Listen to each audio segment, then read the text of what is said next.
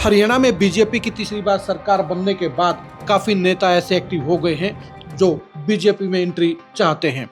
काफी नेता ऐसे हैं जो कांग्रेस की सरकार बनने की संभावना के चलते और टिकट कटने के कारण बीजेपी को छोड़कर कांग्रेस में चले गए थे, लेकिन कांग्रेस की सरकार नहीं बनने के बाद अब वो बीजेपी में वापसी चाहते हैं। कांग्रेस और दूसरी पार्टियों के भी कुछ ऐसे नेता हैं जो सत्ता में हिस्सेदारी चाहते हैं और वो भी बीजेपी ज्वाइन करना चाहते हैं, लेकिन बीजेपी ने एक ऐसी कंडीशन लगा दी है जो उनके लिए अपमान का कारण बन सकती है और उस कंडीशन के कारण काफी नेता बीजेपी ज्वाइन करने से परहेज कर सकते हैं। नमस्कार, मैं हूं कुलदीप शुरान। आज खरी खरी न्यूज में हम चर्चा करेंगे बीजेपी की उस कंडीशन के चलते जिसके चलते बीजेपी में ज्वाइनिंग करने की सोच रहे नेता अब ठिठक जाएंगे, पीछे हट जाएंगे और अपने इस विचार पर दोबारा से पुनर्विचार करेंगे।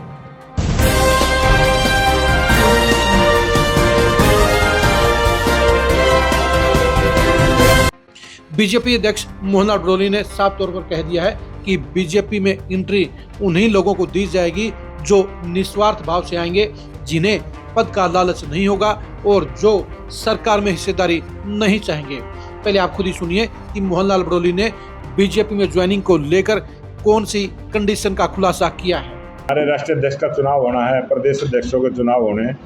और उस संगठन के प्रभाव में नई ज्वाइनिंग पर रोक लगी थी, लेकिन कुछ काम की दृष्टि से कुछ ऐसे होने हैं जो लोग चाहते हैं कि हम बीजेपी ज्वाइन करें, तो उनको हमने स्पष्ट किया है कि 2 वर्ष तक वो पार्टी का काम करें, किसी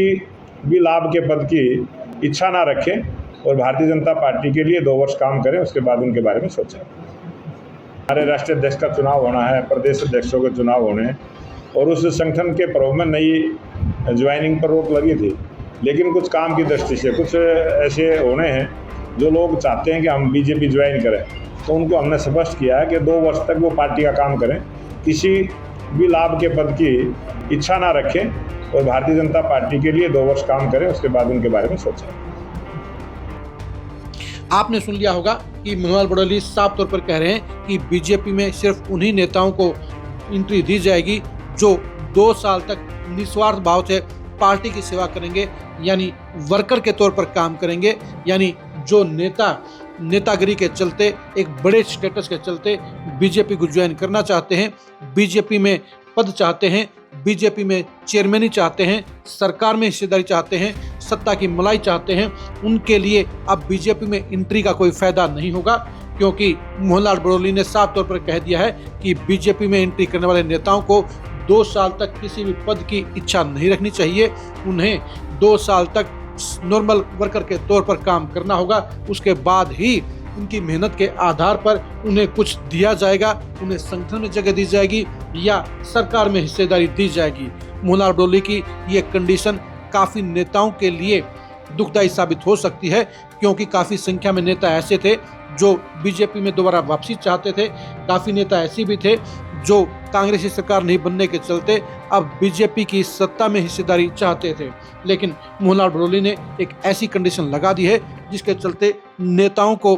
बीजेपी में एंट्री करने के बाद नेता की बजाय वर्कर के तौर पर कायम करना होगा। उन्हें मंच पर जगह नहीं मिलेगी, उन्हें सामने की कुर्सियों में वर्करों के साथ बैठना होगा, यानी उनके लिए ना कोई प्रोटोकॉल होगा, न कोई उनके लिए डेकोरम होगा और उन्हें नॉर्मल वर्कर के तौर पर बीजेपी की सेवा करनी होगी।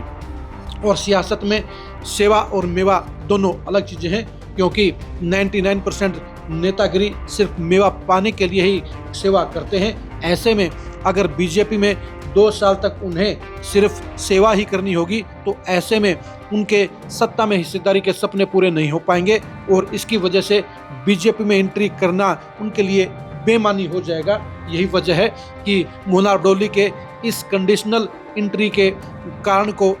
काफ़ी नेता एक्सेप्ट नहीं करेंगे और इस ऑफर को रिजेक्ट करने का काम करेंगे, यानी बीजेपी ज्वाइन करने के लिए जो नेताओं की कतार लगी हुई है, जिन्होंने अप्लाई किया हुआ है, जो बड़े नेताओं के यहाँ पर रिक्वेस्ट डालकर बैठे हुए हैं, उनके लिए अब बीजेपी में एंट्री का मज़ा नहीं रहेगा, क्योंकि उन्हें जल्दी ना तो संगठन में पद मिलेगा, ना ही सत्ता में हिस्सेदारी मिलेगी, यानी उन्हें ज्वाइनिंग के बाद कुछ भी ऐसा बड़ा स्टेटस नहीं मिलेगा जो उनकी सियासत को बीजेपी में जाने के बाद नई रंगत, नई चमक लाने का कारण बन सके। ऐसे में सिर्फ वर्करी करने वाले नेता नजर नहीं आएंगे, यानी बीजेपी में अब एंट्री करके अपनी सियासत चमकाने वाले नेताओं की अब भीड़ नजर नहीं आएगी, और जो कतार अभी बीजेपी में एंट्री के लिए लगी हुई है वो भी अब ठिठक जाएंगे, अपने कदम पीछे हटा लेंगे। यानी मोहनलाल बड़ौली ने जो कंडीशन लगाई है वो कंडीशन बीजेपी में एंट्री के लिए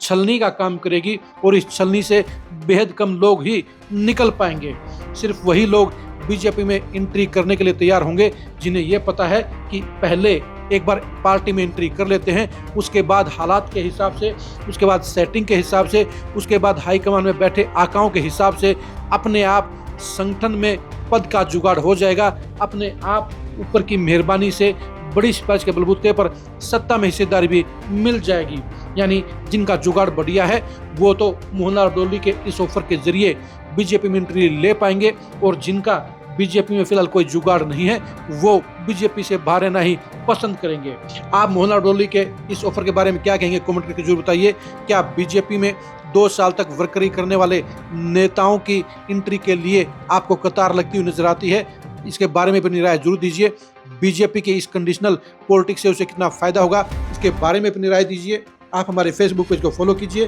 आप हमारे यूट्यूब चैनल को सब्सक्राइब कीजिए। नमस्कार।